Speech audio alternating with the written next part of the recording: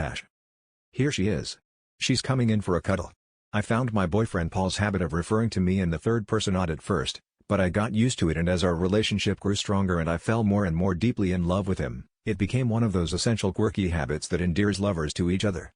I couldn't imagine him not talking like that, and when he exclaimed things like "Look at her. Isn't she gorgeous?" in that special soft lover voice while beaming at me all starry-eyed, my heart would flutter with joy, every time. It wasn't all the time I should add, he's not mad. I had to explain this to Annie, my close friend, after I made the mistake of mentioning this little linguistic quirk to her. "That's so weird," she exclaimed, "does he always talk to you like that? Like, she's making pasta, can she add pepper to the sauce?" I frowned. Of course not. He talks normally, mostly only when I couldn't help giggling, you know, when we're going to bed. Annie made rude barfy noises, and I left soon after. I wanted to be with Paul. I was missing him so much, even though I had been with him only a couple of hours ago. And he felt the same way. "There she is, my lovely," he exclaimed delightedly on seeing me, but maybe my conversation with Annie had rattled me. Was I imagining that he glanced to his side, where there was no one, before descending on me all hugs and kisses?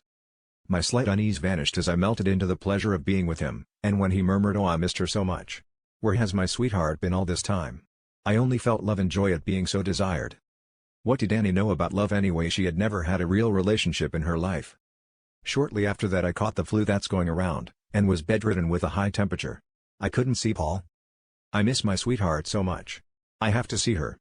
He texted on the third day, and even though I was still feverish, I felt well enough to ask him to come over for a brief visit.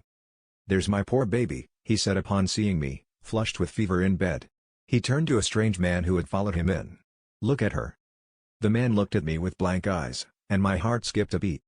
Paul came close for an embrace, but I shrank away. "You'll get sick," I whispered. "I don't care, I want to hug my sweetheart," he said. He bent over my bed and drew me close. Over his shoulder, I could see his friend, now fully visible to me in the throes of fever, looking down at us expressionlessly, and I knew he had been there all the time.